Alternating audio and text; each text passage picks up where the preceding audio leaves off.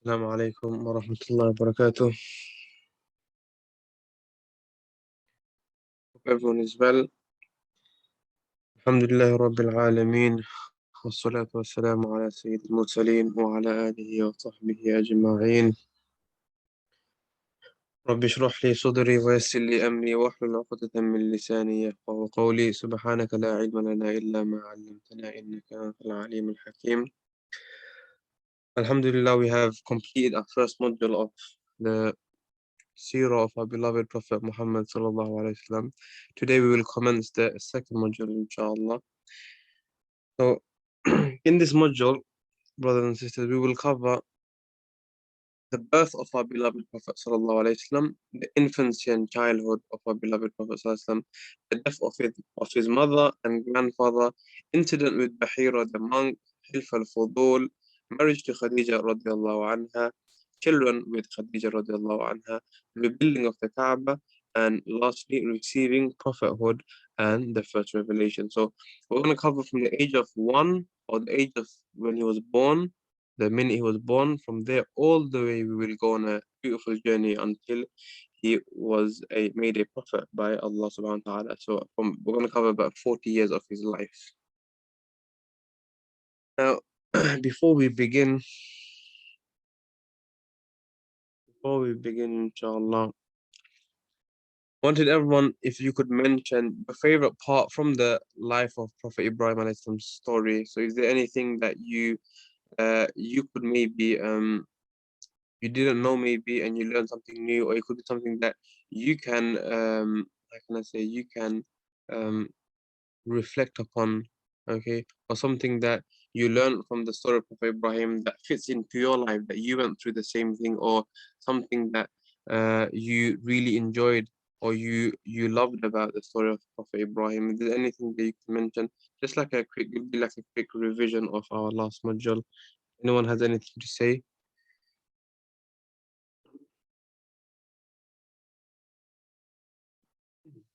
MashaAllah, sister, his patience, his strength and courage as a prophet and a father. MashaAllah, yes. And from a very young age, we saw how he was patient, how he didn't ever disrespect his family or his father, strength and his intellect as well and courage. No matter what, he always stood his ground, okay? Even regarding the idols, okay? He was straightforward with all the people, okay? He didn't blind follow his tribe or his community. MashaAllah, his iman, yes, his iman and belief in Allah, it was firm from a very young age, okay? Hence why he became prophet at the age of only 16, okay? Nowadays 16 years old, they can't even, some of them, they can't even make a cup of tea, okay? But look, at the age of 16, he was so mature, he was so strong on his faith, his belief and everything. He became a leader, okay? Not only a leader, he became a prophet. Okay, it's amazing how time has moved on. Okay, maturity and everything has been lost. Okay, it takes 20, 25, 30 years to for our children to become mature. If you have any questions regarding last module, you can feel free to ask now, inshallah.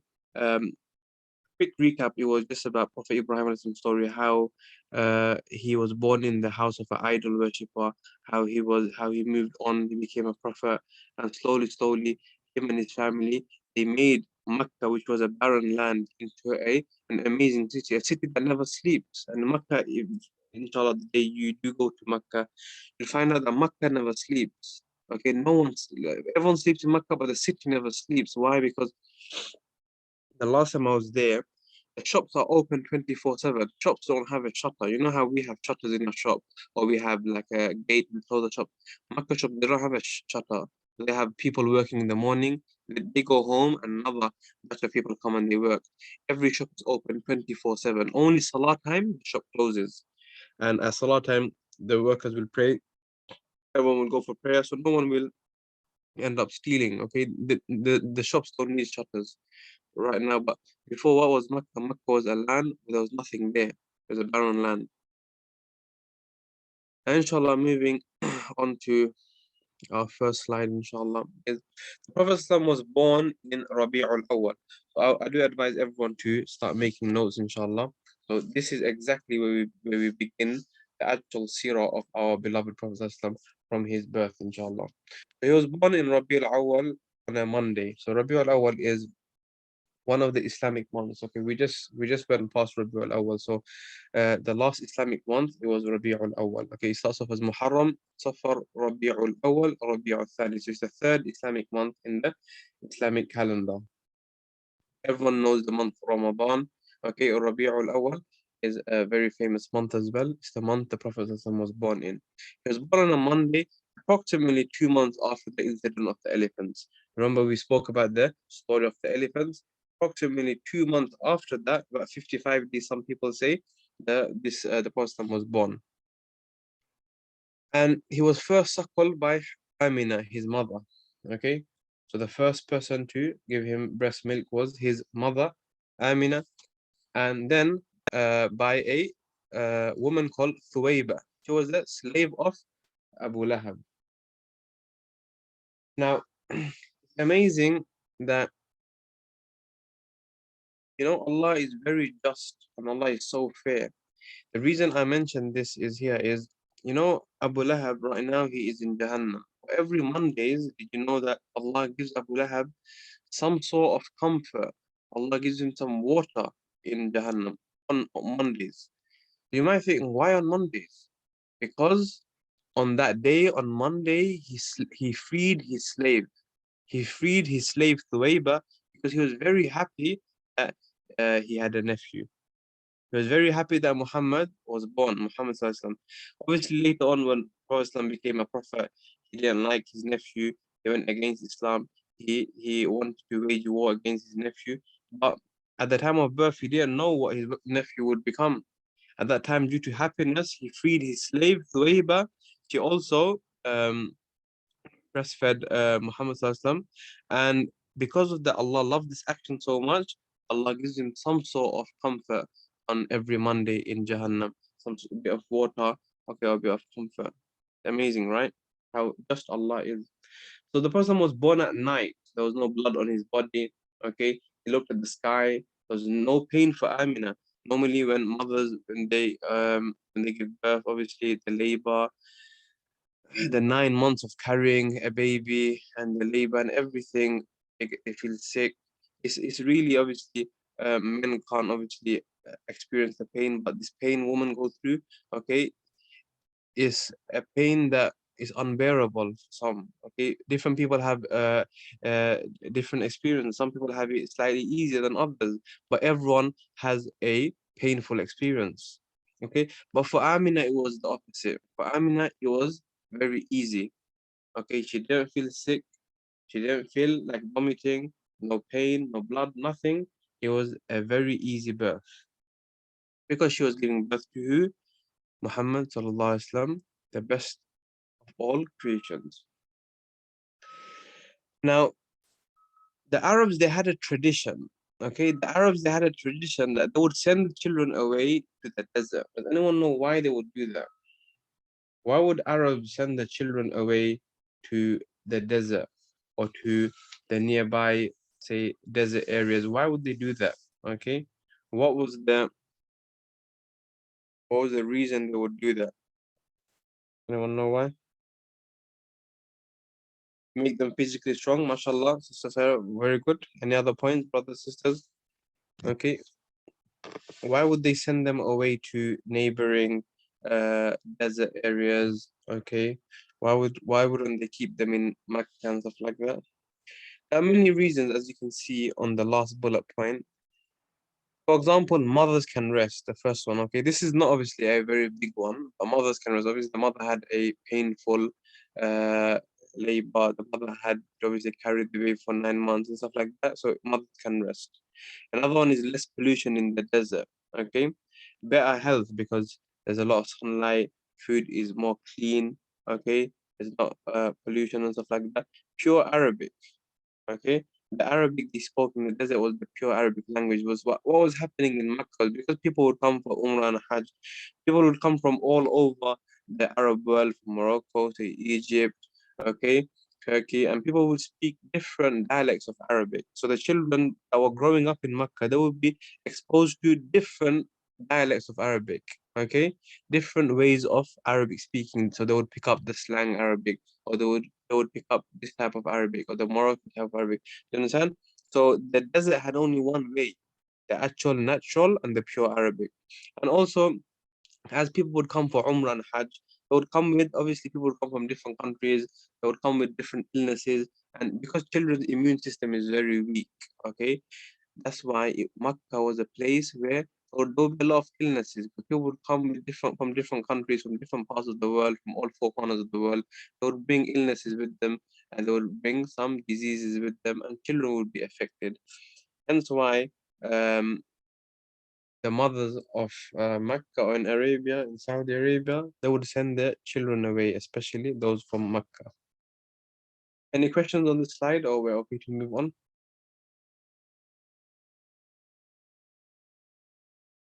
We're okay to move on. Also, the desert was very hot, yes. So this heat would obviously, it would help them grow strong.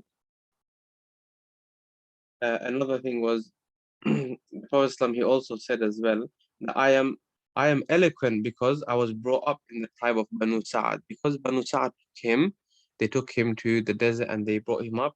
He was eloquent in his Arabic speech. So inshallah, moving on to the next slide, the tribe of Banu Sa'ad. This is a very important slide. Now, what happened was that there was a tribe called Banu Sa'ad. The women of Banu Sa'ad, they would come once a year or every now and then. They would come to Mecca in search for a newborn baby to look after. That was like their job. They were like milk mothers, like foster parents. They would come, take children, look after them for a couple of years, make them strong, make them healthy, teach them Arabic, and they would give them back to the mother. One of these women, yes, around 10 ladies came. Yes, around 10 ladies came. They came from a place called, uh, the tribe was called Banu Sa'ad. One of them, one of these ladies, her name was Halima. Halima, yeah, remember this name, Halima. Halima and her fellow area people, they were coming, and Halima, she was right at the back because her donkey was very, very slow. Now, on the way to Mecca, everyone got to Mecca before Halima due to her donkey being very slow, and everyone took all the children, and no one really wanted to take Muhammad Sallallahu Alaihi Wasallam. Does anyone know why? Everyone, they turned away Muhammad Sallallahu Alaihi Wasallam. Why do you think? Anyone want to guess? Why do you think all these other ladies, when they saw Muhammad, they turned him away? Okay, until Halima, when she came, the only baby that was left was Muhammad, so she had to take him. MashaAllah, both sisters are correct. Yes, because Muhammad Sallam was an orphan. He never had a father. So what happened? What these women were thinking that, look, if we take Muhammad, we look after him, we're not gonna get paid much because his father, he doesn't have a father. Okay, who's gonna work to support him, to support his family? Who's gonna pay us, right? He only has a mother. But Halima took Muhammad Sallam, and at that time Halima was with her husband and her son Abdullah. She had two other daughters, okay, Unaysa and Shayma. So Halima, her husband Harith, and Abdullah, the child, they came, and they were a very poor family anyway. So Halima's family were extremely poor anyway.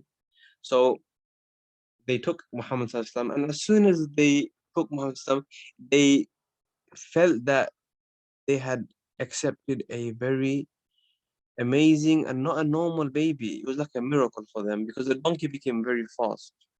So they reached the area or where they came from very quickly, and the woman that she came with, they were asking Halima, was this the very same donkey you came with? Because when you went to Makkah, your donkey was very slow. Now, how did your donkey become very fast? And many other miracles they experienced on the way, that normally Halima's camel doesn't give milk, okay? And Halima's um, later on, after they took Muhammad, Halima's camel started giving lots of milk. That Halima's son Abdullah, Muhammad Sallallahu Alaihi Wasallam, her husband and her did banquet the fill. So Halima knew that this boy wasn't a normal boy, he was a very special boy. Even when they got back to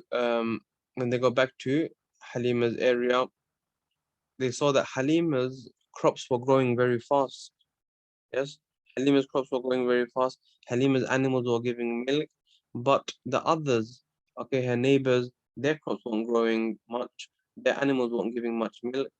So it was an amazing thing for Halima. Okay, she knew that this child, yes, is full of miracles. This is a very special child. Normally, wet nurses, we call them wet nurses, okay? They keep children for about 2 years. And when they keep them for 2 years, they teach them as much as they can, they make them nice and strong, and they give them back to their mother. But Halima, she knew that, look, this boy is not a normal boy. I want to keep him for a long time. So she asked Aaminah, oh Aaminah, is it okay if I could keep Muhammad for longer? And Aaminah agreed, okay? Aaminah said, that's fine. You can keep him for longer. There was an incident when Halima told her daughter Shayma that Shayma, bring Muhammad in. Okay, it's very sunny outside. And Shayma said to Amina, oh mother, don't worry. Every time it's very sunny, I see a cloud cover him. A cloud comes on top of him, and wherever Muhammad goes, the cloud follows him and he gives him shade. Subhanallah, amazing, right? Okay, imagine that Halima's cows, Halima's camels, Halima's goats, the others were full, okay, of milk. Her crops were growing very fast, her vegetation and everything. Everyone was getting the same amount of rain, her neighbors, okay, her neighbors to the right and left, everyone was. But Halima, only her crops were growing faster than everyone else. Only her camels and her animals were giving more milk. However, everyone was eating from the same grass. Everyone's animals were grazing from the same grass, but only Halima's animals were giving much more milk. This was only because of the special child she took into her care, none other than our beloved Prophet Muhammad sallallahu alaihi wasallam. Anyone got any questions before we move on?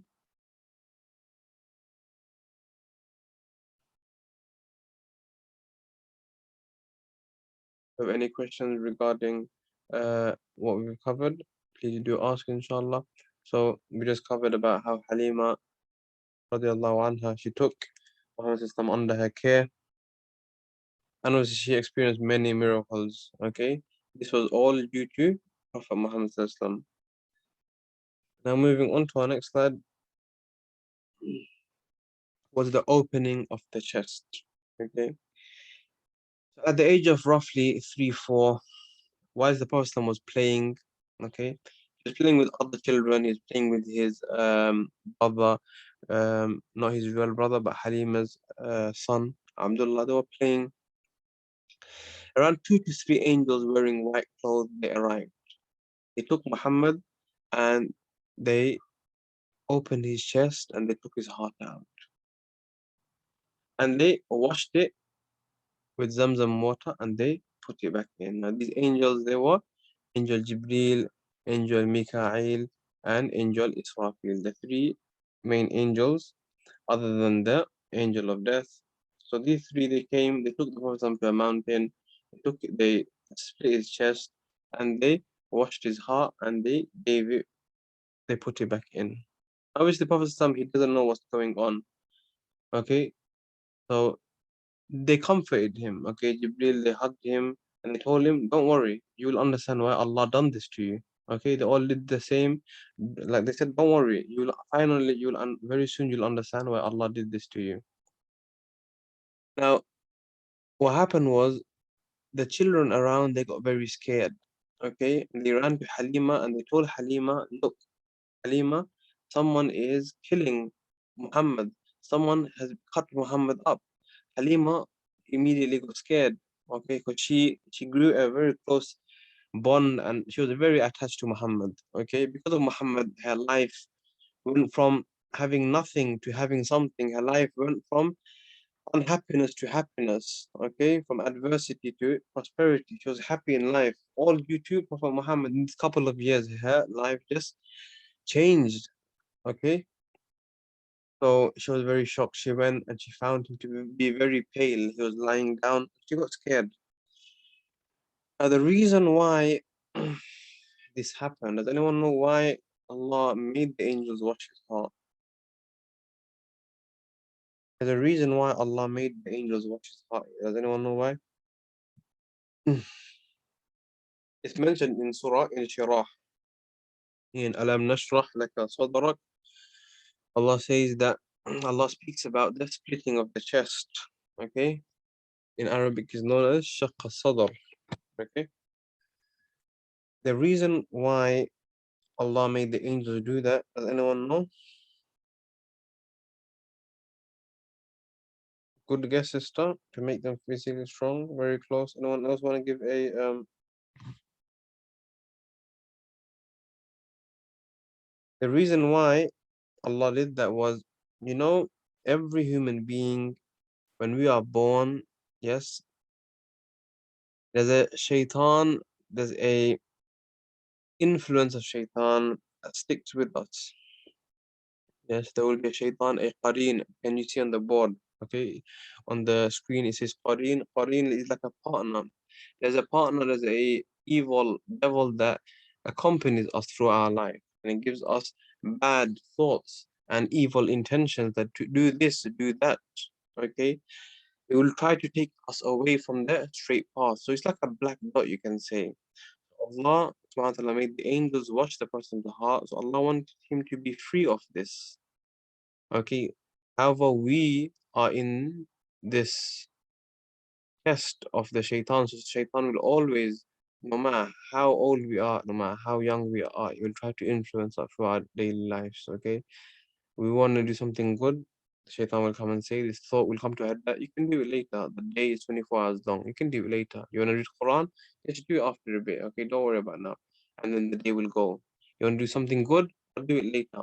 Whereas when you're doing something like watching TV, the thought won't come like, oh, we can watch it later, or let's stop watching it. No, it's that shaitan, the influence of shaitan and the whispers of shaitan that he will try to take us away from the straight path. As soon as we want to do something good, he will try to move us away. And it happens to everyone, no matter how young or how old you are, it doesn't matter how knowledgeable you are, you can become the biggest of scholars. It doesn't matter, shaitan will still come to you, try to influence you, and try to take you away from the straight path. He has told Allah that I will sit on the straight path, okay, and I will make the wrong things look good and attractive just to lure and take people away. And on the day of judgment, he's going to say, فلا تلوموني ولوموا أنفسكم. That don't blame me, but blame yourself. He will make you do the crime and he will run away. He will make you steal from the shop, but you can't blame him when the police turn up, right? Even on the day of judgment, you can't blame him. He will say, don't blame me, blame yourself.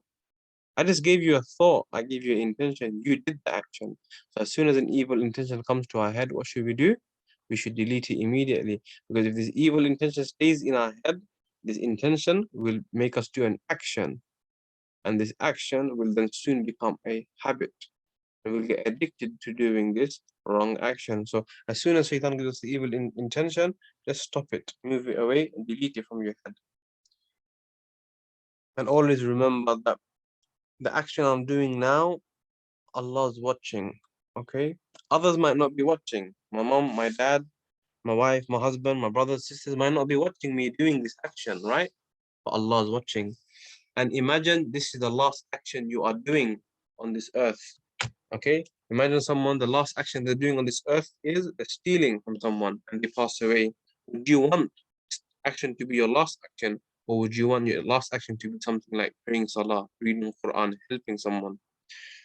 Put these in mind, and inshallah, that will keep you away from sin. But did you understand why Allah washed his heart at the age of 4? Because Allah wanted to take this influence of shaitan out from his life.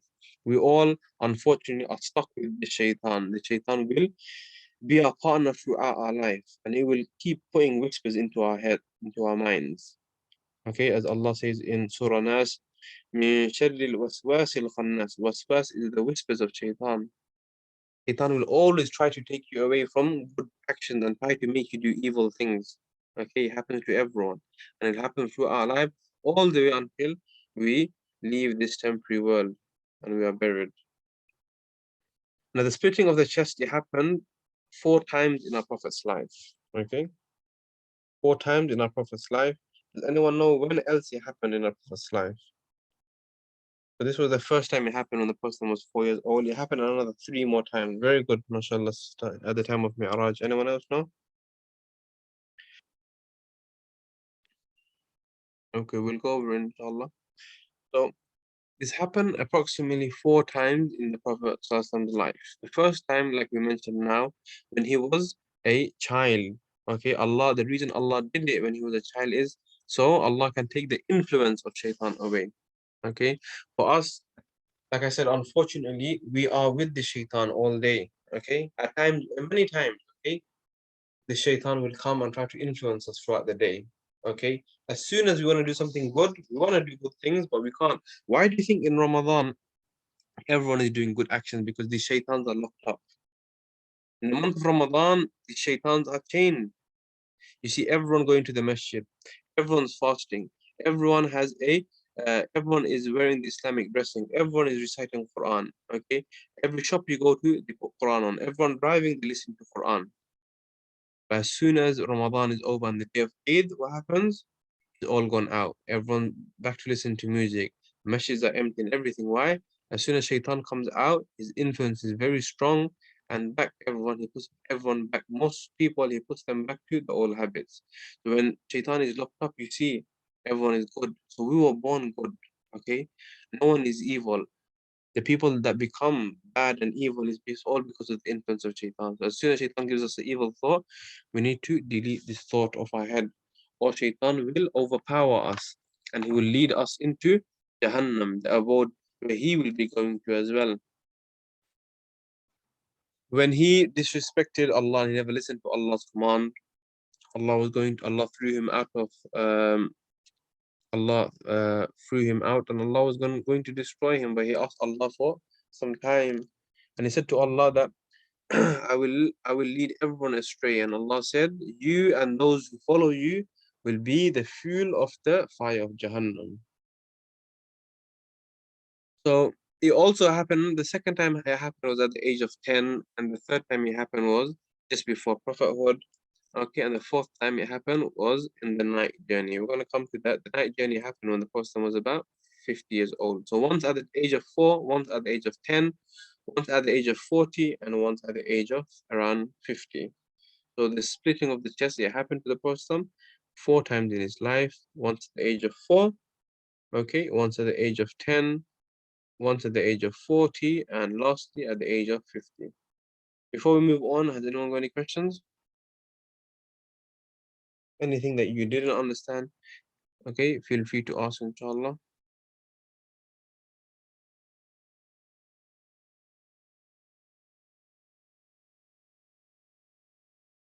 If not, we can move on, inshallah. Brother, understanding everything? Yes, sister Fawzia, 4, 10, 40, and 50. Brother Mubashir and Brother Abdurrahman, if you're understanding everything. If I'm going too fast at any time, do let me know, inshallah. And if you want me to repeat anything, do let me know, inshallah. I will repeat it again and again, okay? It will be pointless for us to move on, and some people are left behind not understanding some things. So we want to take everyone through this beautiful journey, inshallah. So after the splitting of the chest, what happened was Halima radiallahu anha, she got scared. You're thinking, imagine something happens to Muhammad. He's not even my son. He's not even my child. It's best I return him back to Aaminah. And Aaminah was confused. That Aaminah was like, Halima, last time you wanted to keep him, so you normally keep a baby for 2 years. You wanted to keep him for 4 years, yeah? Why do you want to return him back? What's the rush? And Halima explained it. And Amina said, look, my son is a special child. My son is a special child. From the day he was born, I knew it. Okay, so don't worry. Don't worry about him, okay? He will be always in the protection of Allah. So, Prophet he came back to the care of his mother at the age of about 4 or 5. And at the age of 6, his mother Amina, so he never spent much of his life with Amina, okay? He was born without a father. Immediately after some time, he was taken in the care of Halima. He stayed with Halima for for 4 or 5 years. And as soon as he came back to his mother, he stayed for a bit. When he was around the age of 6, Aaminah, his mother, she decided to take Prophet ﷺ to Yathrib. Does anyone know where Yathrib is? What is Yathrib? Yathrib, the name has changed now.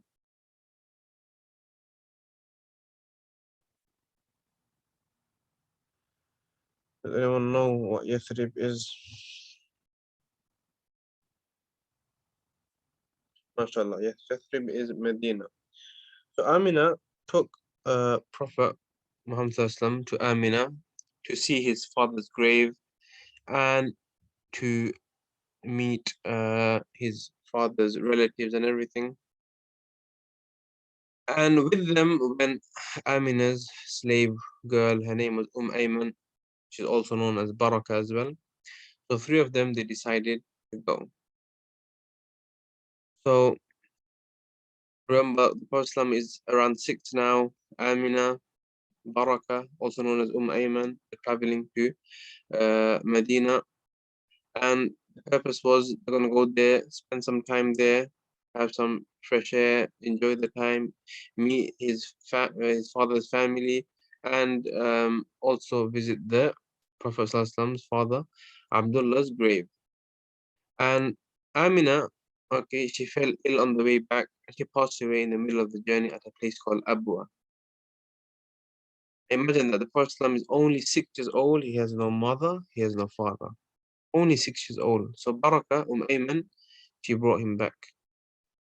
Now, whilst talking about visiting graves, there are many benefits of visiting graves. Okay. Can anyone tell me any benefits of visiting graves? Why is it very important to visit graves often? Okay. Why should we try to visit graves? Okay. What's so important about visiting graves? Visiting graves, okay. How does it have a positive impact in our life? Very good, sister. Reminds us that life is temporary. Very good. So visiting graves would make us think about life, that one day we will also be in our grave and others will come to visit us as well. Okay? When you visit graves, that you see that when we were young, we would think that when you're past 60, that's when we're going to pass away, right? People live till minimum 60. But now when you visit graves, there's people that there's children that have only lived for 1 day, 1 hour, 1 month, 2 months. Recently, I went, the full children's graveyard was full. Okay, many lost their lives at 1, 2, 3, 4, 5, 6, 7, all the way till 12, 13, like very young children. Death is just a number. Okay? Age is just a number. It could happen to anyone. Angel of death, the angels of death, they go past us every day. The day they go past us and our name is on the list, that's the day they will come and take our soul. And how will they take our soul? May Allah make our ending a good ending. Some people, the angel of death will come. Allah says in وَالنَّازِعَاتِ غَرْقًا وَالنَّاشِطَاتِ نَشْطًا وَالسَّابِحَاتِ سَبْحًا فَالسَّابِقَاتِ سَبْقًا. For some people, the angel will come and pull the heart out, pull the soul out, and it will hurt. For some people, the angels will come and gently withdraw the heart. Depends how we live our life. That's how we will meet the angel of death. If we've lived our life in a good way, the angel of death will come in a good form. If we lived our life in a evil way, in the wrong way, the wrong way, the way that Allah subhanahu wa ta'ala and the Prophet told us not to live our life, what would happen? The angel of death will come in a very scary form. And the angels will come and take our soul and they will take it. Okay, وَالسَّابِحَاتِ سَبْحًا فَالسَّابِقَاتِ سَبْقًا. And the other angels in the heavens, they will say, what is this amazing smell? It smells very nice. And the angel of death will say, oh, this is the soul of so and so person. It's a good person. And for the evil people, they will take the soul, and all the other angels will say, what's this foul smell? What's this very bad smell? And they will say, it's the soul of so and so person. Every one of us will die. كل نفس ذائقة الموت. Everyone shall taste death. It all depends on how we will taste it. We will taste our death depending on the way we live. If we live our life in accordance to the Sunnah and Quran, inshallah, our death will be a pleasant death. We will smile. when the angel of death comes, we will say to the angel of death, I was waiting for you. I cannot wait to meet my creator. I cannot wait to enter Jannah. Inshallah, all our endings is a good ending. Okay. Make dua to Allah. Oh Allah, take me from this world when you think I am ready. Oh Allah, because you don't want a sudden death. But when you're not prepared, those people who have cancer, yes, it's like a blessing. Those people who have a cancer, it's like a blessing because they think I only have 2 months to live. Yes, I only have 2 months to live. Now in these 2 months, I have to make the most of it. In these 2 months, there's no point of me working. There's no point of me going out with friends. Let me give money to charity. Let me go and do this. Let me read lots of Quran, right? But just because someone had cancer, they're gonna pass in 2 months. It doesn't mean that we're gonna live past 2 months. I knew of a person. He had cancer, and the doctor said that he will live for say 4 or 5 months. And his father and his brother, they passed away before him. Okay, and he lived for I think 2 or 3 years, then he passed away. So just because someone has an illness, it doesn't mean that they will pass away. We can pass away right now. We might never live till our next seerah lesson. We don't know when we will pass away. We have to prepare. Okay? We will never know when we will pass away. So make dua to Allah. Oh Allah, take me from this world when you are happy with me. Don't take me from this world when I haven't done enough. Always make this dua to Allah. And at all times, try to be in the remembrance of Allah. Try to be doing good because you don't know when Allah will take you. You want the last action of yours to be a good action. Allah make it easy. So that's the end of the slide. We're going to move on to the next slide. Was after the Prophet's mother passed away. After the Prophet's mother passed away, he went into the care of his grandfather Abdul Muttalib. So the Prophet became an orphan at the age of only 6. Does anyone know what is the reward for looking after an orphan? What is the reward for looking after an orphan? What did the Prophet say about those who look after an orphan?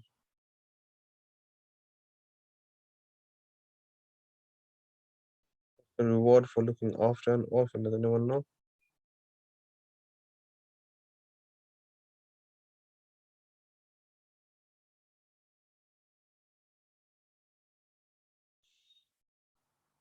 MashaAllah, we will be close to the Prophet in Jannah. The Prophet said that me and the person who looks after an orphan will be like he raised 2 of his fingers, yeah, his index and his middle finger. He raised them both up and he said, me and the person who looks after an orphan will be like this in Jannah. Okay? So put 2 of your fingers, your middle finger and your index finger together. That's what the person did. For a person who looks after an orphan, him or her and the Prophet would be very close in Jannah. And the Prophet was an orphan himself. He never had a father, he never had a mother. So in Islam, Islam puts a very high status in orphans. It comes in the Quran many times. The word yatim, okay, like in Surah Duha, لم يجدك يتيما فآوى. Yatim comes so many times, okay. إن أرأيت الذي يزول أرأيت الذي يكذب بالدين فذلك الذي يدعو اليتيم. Yatim. The word yatim is orphans. Okay, there's many rewards and so much reward in looking after an orphan. Like someone came to the Prophet and they asked, "Oh Prophet of Allah, I have a very hard heart. How do I soften my heart?" One of the advices the Prophet gave this man was, "Go stroke your hand over an orphan's head," meaning look after, take care of orphans, and you see your heart will soften. Orphans, imagine what they're going through. They have no mother, they have no father, they have nothing. Imagine how will a person's upbringing be? What does a child do? Who looks after a child? No one can give the same love as a mother and father. So the Prophet, he grew up as an orphan. So the looking after orphans there's a great reward. So in our life, we should make intention. If we can't physically look after them, then we should try to sponsor them. There are many orphanages that they take sponsors where you can pay for an orphan's education for the entire year. So the orphan, he will go to school, he will go to madrasa, he will go study his English subjects, he will go study his Islamic subjects, his food and everything. Not much, you can pay for all the expenses for the full year. And that's you looking after an orphan. You don't have to always bring them to your house and look after them. That might not be physically possible. You might not have the time to physically look after a person, another person. You might have enough children yourself. So why not sponsor them? Give some money. Inshallah, this could be your ticket to Jannah. So remember that, okay, make intention, inshallah, even to open an orphanage or to sponsor an orphan, to look after someone. If you can physically do it, then that's better, more reward. Now, Prophet Islam, he went to live with his paternal grandfather. Abdul Muttalib was his paternal grandfather, the father of his dad, the father of his father. Abdullah's father was Abdul Muttalib. And Abdul Muttalib obviously looked after him for 2 years. He loved Prophet Muhammad so much. 2 years later, Abdul Muttalib also passed away. Now, who can remember the name of Abdul Muttalib? What was Abdul Muttalib's real name and how did he get this name? Can anyone remember? We did it in our last lesson, I think, or 2 lessons ago. What was the name of Abdul Muttalib? What was his real name and how did he get this name?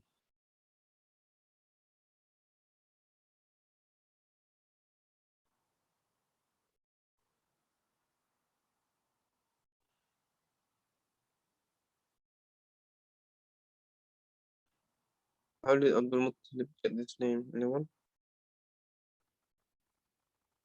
MashaAllah, his sister, his name was Shayba. He got this name because his uncle was Muttalib. And Abd in Arabic means slave. So Abdul Muttalib is the servant of Muttalib. So literally it means the servant of Muttalib, but people thought Muttalib was bringing his servant,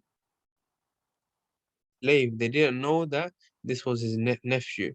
Do you remember what was Abdul Muttalib's father's name? Anyone remember?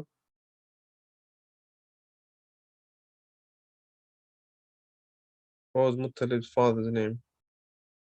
Abdul Muttalib's father's name? Hashim, very good, yes. So Hashim's son was Abdul Muttalib, also known as Shayba, and this son was Abdullah, and Abdullah's son was Prophet Muhammad. Try to remember these four stages at least, okay? Muhammad, Abdullah, Abdul Muttalib, Hashim. The line goes longer like Abd Munaf, Qusay, Kilab, Murrah, Ka'ab. It goes all the way till Adnan. We know all the way till Adnan. That's about 21 stages. From Adnan till Prophet Adam, obviously, there are many difference of opinions, hence why it hasn't been recorded in books. Now, Abdul Muttalib looked after him for 2 years. At the age of 8, Abdul Muttalib also passed away. Now, after Abdul Muttalib passed away, the Prophet ﷺ, he went into the care of his uncle Abu Talib. He was a very dear and close son of Abdul Muttalib, and at that time, and he had 6 children. His real name was Abd Manaf. Abd Munaf, yeah. He was given the title of Abu Talib because one of his children, the name was Talib, so the father of Talib. His real name was Abd Munaf. Okay, he was Abu Talib was the father of Ali radiallahu anhu, the fourth Khalifa. He was the father of Ja'far. So Abu Talib he was very poor himself. Okay, and he looked after the Prophet Islam. We're going to be learning about the story how when he looked after the Prophet Islam. Next few slides, inshallah. Until then, has anyone got any questions?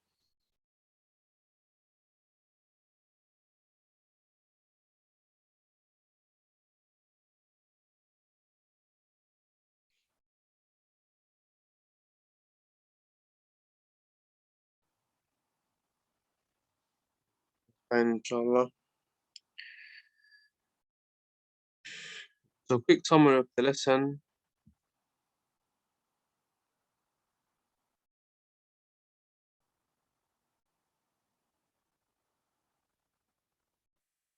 Quick summary of the lesson. The person was born in the month of Rabiul Awal, which is the third month of the Islamic calendar. Okay, Muharram, Safar, Rabiul Awal, the third month of the Islamic calendar. He was born on Monday.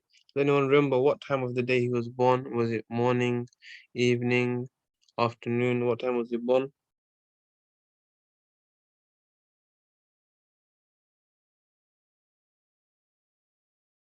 MashaAllah, he was born in the night.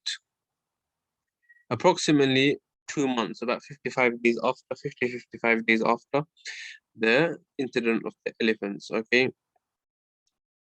When he was born, there was no blood, there was no pain from Amina. She had a very, very easy labor, okay? Her pregnancy was very easy. She didn't experience it difficult like other mothers do. And when he was born, he was looking up at the sky, and his grandfather took him around the Kaaba, done tawaf with him.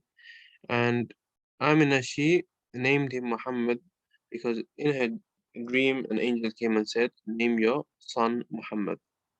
He was first suckled by Amina and then 𝕂𝕐𝕑. We spoke about 𝕂𝕐𝕑, how 𝕂𝕐𝕑 was the slave of Abu Lahab. And Abu Lahab, he's mentioned in the Quran. Which surah does Allah speak about Abu Lahab? Does anyone know? Allah normally doesn't fame or shame people. Okay, Allah doesn't, in the Quran, there's not many people's name that is explicitly mentioned in the Quran. Some people's names are referred to by pronoun or something like that, but very rarely Allah says names in the Quran. Okay, however, Allah speaks about Abu Lahab, like Sister Sarah mentioned in Surah Lahab. Okay, where Allah speaks about the destruction of Abu Lahab.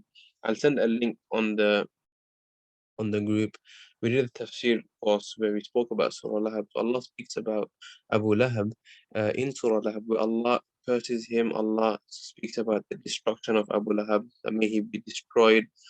It's very rare because Allah doesn't do that normally. Okay, no Sahabi is mentioned in the Quran besides Zayd, the foster son of our Prophet. Not even Abu Bakr or Umar or Ali or Uthman.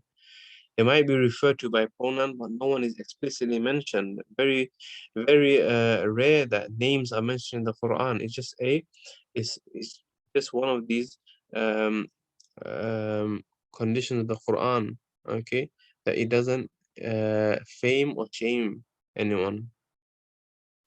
But because of him being merciful and freeing his slave on a Monday, okay, because his nephew was born, Allah gives him some mercy towards Abu Lahab on every Monday. He gives him a bit of water. And the Arabs had a tradition to send the children away to the desert. Many reasons why we mentioned they learn pure Arabic language. There's not many diseases. They grow up strong. There's pollution. Mothers can rest. And the Prophet, a tribe called Banu Sa'd, they came and they took the Prophet, specifically the woman Halima Sa'diya. And as soon as she took him, she experienced many, many miracles. The donkey that when they were coming, that was very slow. On the journey back, it became very fast. A camel that rarely used to give milk started to give milk. Okay, everyone ate to their fill. When they got to Banu Sa'd, they saw that the crops were growing very fast in comparison to the neighbors. Her animals were giving more milk, even though her animals and the neighbors' animals they grazed in the same part of the same land. So they experienced other miracles as well. So when one day it was very sunny, and many times when it was sunny, her daughter Shayma would say that, "Oh, mommy, don't worry, it's too sunny. Muhammad doesn't have to come in. Why? Because there's always a cloud is covering him, that's shading him, and that follows him wherever he goes." Hence, they wanted to keep Muhammad for longer. Because usually, how long do foster mothers or wet nurses? How long do they keep someone for? How many years?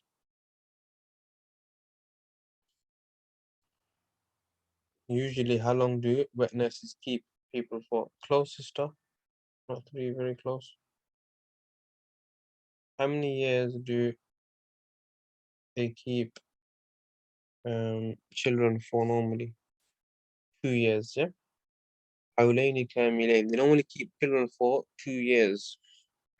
But in this scenario, they wanted to keep Muhammad for longer because they experienced many miracles. Halima came from a very poor family. So they extended the stay, and he stayed with Halima for a few more years until the opening of the chest where angels came and they watched this black dot, the influence of shaitan from a Prophet's heart. And this happened to the Prophet 4 times in his life. And the other children around, they got scared, so they ran to Halima and they explained to Halima what happened. She got scared as well because it's not her child, so she came running to find him pale. The reason Allah did that was because we are born with a shaitan. Okay, shaitan will accompany us. us for our life, will feed us evil thoughts constantly, consistently, and constantly, every day, every opportunity he can. As soon as we feel like doing something good, this evil thought will come and say, "Oh, you can do it later." Okay, evil thoughts will to do evil actions. Just do it once. It's okay. It's okay to do it once. Other people do it more than once. Why can't you just do it once? Shaitan will try to play games like that. Okay, people miss 5 salahs. Why don't you just miss 1 salah or just miss your sunnah actions? It's fine. Some people don't even pray. Shaitan will come try to influence people in different ways. He's the best of influencers. Okay? He will influence you and then he will run away. You will take all the blame, and on the day of judgment, he will tell you as well. But don't blame me, blame yourself. Allah mentions about the splitting of the chest in Surah Alam Nashrah, Surah Inshirah, Alam Nashrah Laka Sadrak. Like I mentioned, this happened 4 times in his life. So once at the age of 4, once at the age of 10, once at the age of 40 when he became a prophet, and once before the night journey when he went for the night journey when he went to Jerusalem. And so we will speak about that inshallah in our next module. So once at the age of 4, once at the age of 10, once at the age of 40 and 50. And then later on, after he came back to the care of his mother Aaminah, he lived with her for a bit until they decided to go to Yathrib, Medina. Yathrib was Medina was first known as Yathrib. After the Prophet came to Medina, it became Madinatul Munawwara. Medina in Arabic literally means city, so it could be any city, right? London could be a Medina as well because it's a city.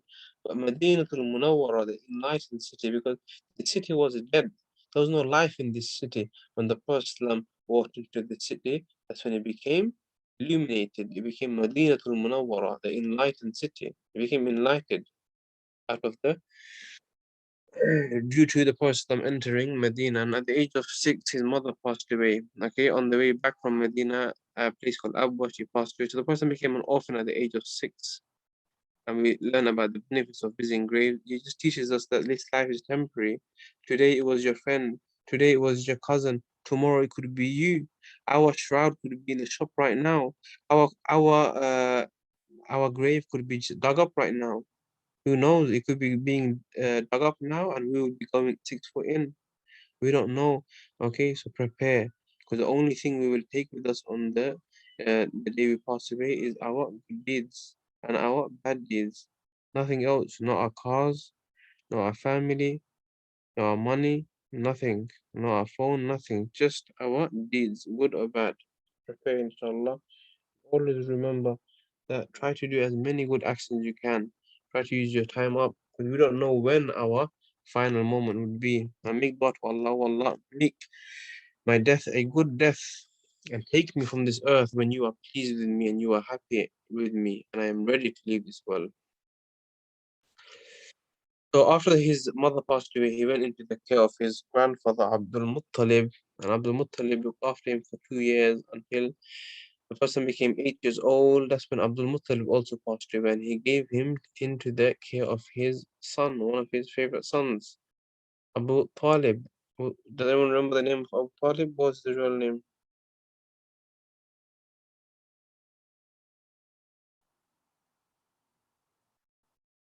Anyone know Abu Talib's real name? His name was given to him. Okay, does anyone know his real name?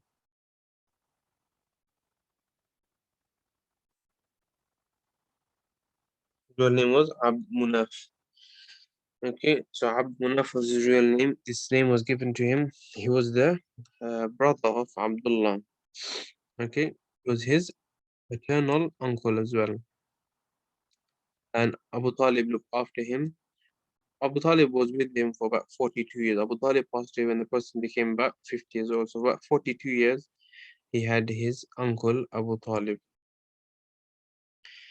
Uh, we have come to the end of our lesson. We just finished the summary. And does anyone have any questions? Any questions on what has been taught today? Anything you didn't understand or any other questions for you to ask, inshallah? Is everything clear? Is anything that you want me to repeat? You ask, inshallah.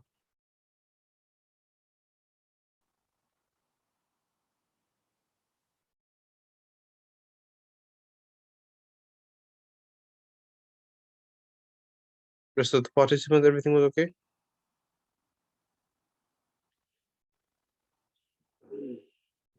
That's fine, inshallah. The recording will be sent to you sometime.